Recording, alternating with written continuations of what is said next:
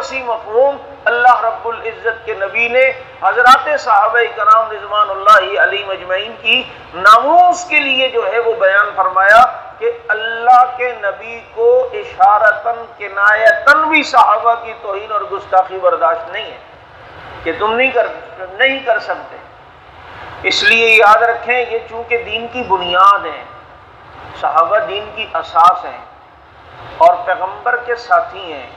اگر یہ محفوظ نہیں تو دین محفوظ نہیں ہے. جیسے اللہ نے آسمان پہ ستاروں کو پھیلایا ہے، زمین پہ محمد کے یاروں کو پھیلایا ہے. اور ایک روایت میں کہ زمین کے جس خطے میں میرا جو صحابی دفن ہوگا، وہاں سے جب مسلمان قیامت کے دن قبروں سے اٹھیں گے نا تو اس پورے علاقے کے مردے جو اٹھیں گے تو وہ صحابی کی سربراہی میں میدان حشر تک آئیں گے، ان کی قیادت میں. اس لیے ساری دنیا میں صحابہ پھیلے ہوئے. ہم یہاں ڈیرہ غازی خان کے قریب گئے، بلوچستان کا بارڈر ہے وہ علاقہ، اور وہاں منسوب ہے قبر حضرت سہل ابن عدی رضی اللہ تعالیٰ عنہ کی، کہ ان کی قبر وہاں ہے.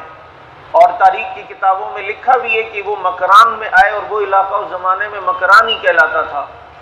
اب یقین کریں مجھ جیسا آدمی اگر رات کو جاگے تو پھر فجر کے بعد ہم سے نہیں جاگا جاتا، بہت نڈھال، بلڈ پریشر بھی عجیب، شوگر کا مسئلہ عجیب ہو جاتا ہے. لیکن میں بڑا حیران ہوا کہ رات میرا جلسہ تھا، رات کو جاگے. اب صبح بھی جاگنا ہونا تو مجھے رات سے ہی ٹینشن شروع ہو جاتی ہے. لیکن وہ صبح آئے ساتھی لینے کے لیے، اب 2.5-3 گھنٹے کا راستہ اور کچا ٹائپ کا راستہ، اور گئے بھی ہم مہران گاڑی میں، اور بڑے مزے سے پہنچے. اور بھائی 3 گھنٹے کے بعد کبھی ریگستان، کبھی مٹی، کبھی کچا، کبھی کیا پہنچے. تو میں نے کہا شکر ہے جگہ آئی. کہتے ہیں ابھی کہاں سے آئی؟ ابھی تو یہاں سے یہ دریا پار کرنا ہے پیدل، اور پیدل کے بعد پھر وہ پہاڑ پہ چڑھنا ہے، پھر وہ اوپر والے پہاڑ پہ چڑھنا ہے، ادھر وہاں قبر ہے. میں سارا سفر طے کیا، سب کچھ ہوا، اور وہ پہاڑ پہ بھی چڑھا. وہاں جب قبر کے پاس گئے، اب یقین کریں کہ قبر سے خوشبو آ رہی تھی، معطر قبر. اور مجھے بالکل تھکاوٹ نہیں، کسی قسم کی نیند کی ٹینشن نہیں، پریشانی نہیں. وہاں سے جب ہم واپس آئے گاڑی پہ بیٹھے تو میری وہی کیفیت شروع ہو گئی جو آرام نہ ہونے کے بعد ہوتی ہے. مجھے اس وقت سمجھ آیا کہ یہ کرامت اللہ کے نبی کے صحابی کی تھی کہ ادھر ہم کچھ پتہ ہی نہیں چل رہا، پرواہ ہی نہیں ہے. تو وہاں پر سہل ابن عدی رضی اللہ تعالیٰ عنہ کی قبر، کیونکہ صحابہ کرام کا مزاج تو یہ تھا جہاں جن کی شہادت ہوئی یا انتقال ہوا وہ حضرات وہیں تدفین کرتے تھے اور وہیں جو ہے وہ دفناتے تھے. یہ تو ہمارا مزاج ہے جی وہ فلاں جگہ دفنانا ہے، فلاں گاؤں میں کہا ہے، ابا نے کہا ہے کہ وہاں قبر ہونی چاہیے میری، کیونکہ دادی کی قبر بھی وہاں ہے. اور بھائی دادی کی قبر وہاں ہے یا نانی کی قبر، تم یہاں دفن ہوگے تو عالم ارواح تو ایک ہی ہے نا، وہاں تو دادی نانی سے مل لو گے. یہ تھوڑی ہے کہ قبر یہاں ہوگی تو دادی اماں وہاں ہوگی اور آپ یہاں ہوں گے.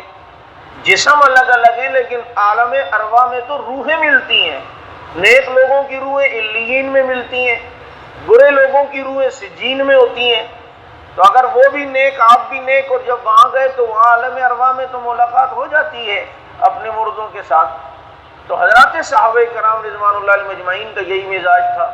یہی وجہ ہے کہ ابو ایوب انصاری رضی اللہ تعالیٰ عنہ نے صحابہ کو وصیت فرمائی کہ میری طبیعت ٹھیک نہیں ہے، ہو سکتا ہے مجھے طبعاً موت آ جائے، تو جہاں تمہارا آخری پڑاؤ ہو وہاں تک میری میت کو لے کے جانا، قیامت کے دن کہہ سکوں کہ اللہ زندہ تھا تب بھی تیرے رستے میں چلا ہوں، میری لاش بھی تیرے رستے میں چلی ہے.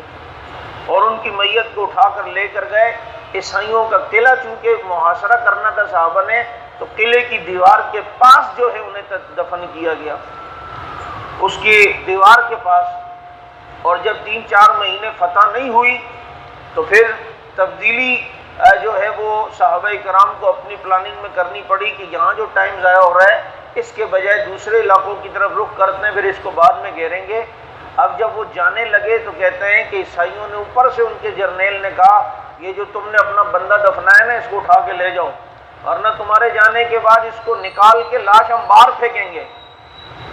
تو نبی کا شعر، اللہ کی تلوار، حضرت خالد بن ولید رضی اللہ تعالیٰ عنہ گرجے اور کہا ان کو تو ہم نے یہاں نہیں نکالنا، لیکن اگر تم نے ان کی لاش کی بے حرمتی کی تو یاد رکھنا ہماری جتنی بھی حکومت میں عیسائیوں کے قبرستان آتے ہیں، میں نے وہاں سے تمہارے مردوں کی ہڈیاں باہر نکال کے نہ پھینکی تو مجھے بھی خالد ابن ولید نہ کہنا۔ اور اس نے کہا نہیں جی ہم جیسے مذاق کر رہے تھے، آپ تو سیریس ہو گئے، سنجیدہ ہو گئے، ہم تو جب ان سے یوں بات کر رہے ہیں تو پھر آگے سے یوں ڈھیلے بھی ہوتے ہیں، کفر اتنا ڈرپوک ہے۔ نہیں ہم تو کچھ بھی ان کو نہیں کہیں گے، ہم تو ایسی بات کر رہے تھے۔ کہا ہاں یہ یاد رکھنا ہم 420 قسم کے جو ہے نا وہ لوگوں کو جانتے ہیں کہ کس قسم کے لوگ ہیں، تو جو اس طرح 420 کرے گا تو ہمارے پاس جو ہے وہ ان کا علاج بھی ہے۔ تو حضرت ابو ایوب انصاری رضی اللہ تعالیٰ عنہ وہاں دفن ہے۔ چنانچہ پوری دنیا میں حضرات صحابہ کرام رضوان اللہ تعالی علیہم اجمعین ان کو اللہ رب العزت نے جو ہے وہ تدفین کی۔ تو جو صحابی جس زمین کے خطے میں دفن ہے تو قیامت جب آئے گی مردے زندہ ہو کے قبروں سے نکلیں گے تو اس خطے میں اگر صحابی دفن ہوگا تو یہ مسلمان اس صحابی کی قیادت میں میدان حشر میں پہنچیں گے، اللہ تعالیٰ یہ سعادت جو ہے وہ عطا فرمائیں گے۔ پھر ان صحابہ کرام میں اللہ رب العزت نے دو کو ایسی خوش نصیبی عطا فرمائی کہ جس کی تو کوئی فضیلت حاصل ہی نہیں کر سکتا، کہ اللہ نے انہیں نبی کے پہلو میں جگہ عطا فرمائی۔ اسی لیے میں نے پچھلے جمعہ یہاں کہا تھا کہ ایک بزرگ سے کسی نے کہا کہ ابو بکر عمر کی شان تو بتائیں، تو بڑے صاحب ذوق تھے، جب ان سے کہا کہ ابو بکر عمر کی شان بتائیں تو فرمانے لگے بتا دوں یا دکھا دوں، بتا دوں یا دکھا دوں؟ اب باقی صحابہ کی شان بتاؤں گا، ابو بکر عمر کی شان دکھاؤں گا۔ ان کی شان یہاں دیکھنی ہو تو اپنی آنکھوں سے دیکھ لو کہ اللہ کے نبی کے ساتھ جو ہے وہ آرام فرما رہے ہیں۔ آج ابو بکر صدیق رضی اللہ عنہ کے کفر کا فتویٰ کہ وہ منافق تھے، صحابہ نبی کے بعد مرتد ہو گئے۔ مرتد کا مطلب ہوتا ہے اپنا پچھلا دین قبول کر لینا۔ تو جب انہوں نے اپنا پچھلا دین قبول کر لیا تو پچھلا دین تو وہ مشرک تھے، اگر جو ایمان لاتے گئے پچھلا دین تو مشرک تھے، تو یہ کیسا ارتداد ہے کہ دین وہ مشرکوں والا قبول کر لیا نبی کے بعد، اور فتوحات علاقے کرتے جا رہے اور وہاں مسجدیں بنا رہے ہیں، وہاں دین کی اشاعتیں ہو رہی ہیں، وہاں قرآن نافذ ہو رہا ہے۔ اگر ایسا ہی تھا تو ان علاقوں میں بت کیوں نہیں بنائے، بت خانے کیوں نہیں بنائے؟ جن علاقوں میں جاتے گئے تو وہاں بت کیوں توڑتے چلے گئے؟ یہ کیسا ارتداد ہے؟ اگر یہی ارتداد ہو کہ پھر تو جناب ادھر جا کر مسجدیں بن رہی ہوں، دین کی اشاعت ہو رہی ہو، دین کی خدمت ہو رہی ہو، پھر تو آج جتنے مسلمان ہیں ان کو اسے مرتد بن جانا چاہیے کہ کم از کم دین کی اشاعت تو ہوگی۔ اتنی تو انسان کو عقل سے کام کرنا چاہیے کہ جن لوگوں کے زمانے میں دور میں دین اتنا تیزی سے پھیلا اور اتنا بہترین انداز میں پھیلا، یہ لوگ خدا نخواستہ بے ایمان ہو سکتے ہیں۔ اور اللہ نے قرآن کریم میں منافقین کے بارے میں فرمایا کہ یہ تھوڑی ٹائم آپ کے مدینے میں رہیں گے، ثم لا یجاورونک فیہا الا قلیلا، یہ مدینے میں تھوڑے دن رہیں گے، پھر اللہ انہیں مدینے سے نکالے گا۔ اور پھر دنیا نے دیکھا کہ ایک ایک کر کے منافق کو نکالا گیا مدینہ منورہ سے۔ اللہ کے نبی نے اپنی مسجد میں اعلان فرمایا فلاں منافق ہے، فلاں منافق ہے، نکل جاؤ، فلاں منافق ہے۔ ایک صحابی ایک بوڑھے شخص کو جو منافق تھا پکڑ کے پاؤں سے گھسیٹتے ہوئے مسجد سے باہر لے کے جا رہے ہیں، ان کے سفید بالوں کی بھی پرواہ نہیں کی کہ نبی نے فرمایا نکال دو ان کو باہر۔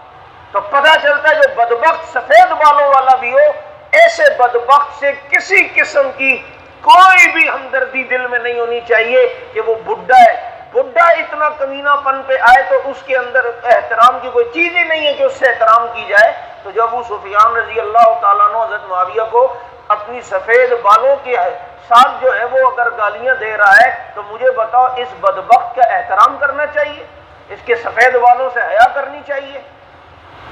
ایک بوڑھا شخص کمر بھی لٹکی ہوئی ہے لیکن اس کو پکڑ کے گھسیٹ کر صحابی جو ہے نا پاؤں سے گھسیٹ کے باہر نکال رہے ہیں۔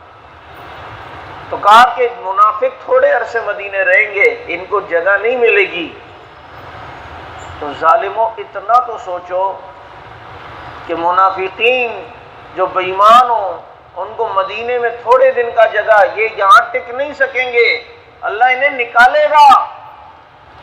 اور جن کو اللہ نے مدینے میں نہیں مدینے والے کے ساتھ سلا دیا، ان کا ایمان کتنا ہے، ان کی شان پھر کتنی اونچی ہے۔ اللہ تعالیٰ ہمیں سمجھ عمل کی توفیق نصیب فرمائے۔ سبحانک اللہم بحمدک نشہد ان لا الہ الا اللہ نستغفرک ونتوب الیک۔ اللہم صلی علی محمد النبی الامی وعلی آلہ وسلم تسلیما۔ اللہم اغفر وارحم انت خیر الراحمین۔ ربنا آتنا فی الدنیا حسنہ وفی الآخرۃ حسنہ وقنا عذاب النار۔ صلی اللہ تعالی علی خیر خلق محمد وعلی آلہ واصحابہ اجمعین۔